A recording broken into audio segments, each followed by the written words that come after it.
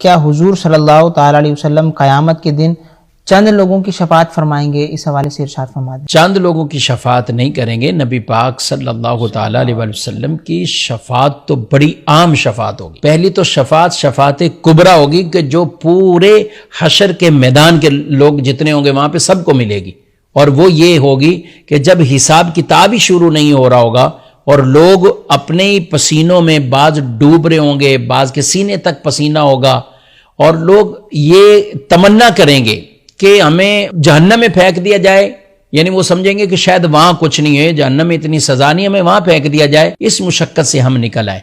لیکن بہرحال یہ پورے حشر کے میدان والے لوگ یہ کن کے پاس جائیں گے؟ یہ رسول اللہ صلی اللہ تعالی علیہ وسلم کی بارگاہ میں جائیں گے، اور حضور صلی اللہ علیہ وسلم یہ سب کی شفاعت کریں گے کہ آپ صلی اللہ علیہ وسلم کی شفاعت سے حساب کتاب شروع ہو جائے گا۔ یہ وہ شفاعت ہے کہ جو مسلمان کو بھی ملے گی اور ان معنوں میں کافروں کو بھی ملے گی کہ حساب کتاب شروع ہو جائے گا، اب آگے فیصلہ ہونا۔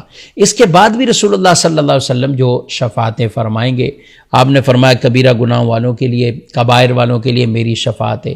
آپ صلی اللہ علیہ وسلم نے تو کتنے دوسروں کو یہ شفاعتیں عطا فرما دیں۔ نابالغ بچہ، اس کے لیے خوشخبری دے دی، چھوٹا بچہ فوت ہو گیا، ماں باپ کے لیے شفاعت کرے گا، حافظ قرآن تو 10 لوگوں کے لیے شفاعت کرے گا، شہید وہ اتنے لوگوں کی شفاعت کرے گا، حج مبرور کرنے والا سینکڑوں لوگوں کی وہ شفاعت کرے گا۔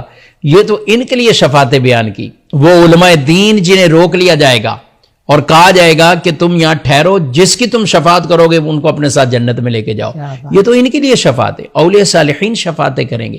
رسول اللہ صلی اللہ علیہ وسلم کی شفاعت سبحان اللہ وہ بہت عام شفاعت ہے۔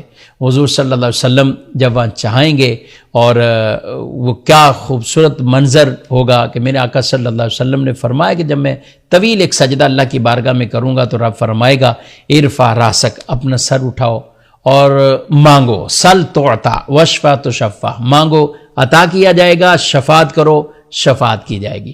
نبی پاک علیہ السلام نے فرمایا اللہ نے مجھے یہ اختیار دیا ہے کہ میری آدھی امت بغیر حساب کے اللہ بخش دے یا شفاعت، تو دونوں میں سے کیا لینا ہے؟ تو حضور علیہ الصلوۃ والسلام فرماتے ہیں میں نے یہ آپشن اختیار کیا کہ شفاعت لے لوں، کیونکہ ادھر تو آدھی امت ہے اور ادھر شفاعت ہے، شفاعت سب کے لیے عام ہے کہ جس کے لیے چاہیں گے۔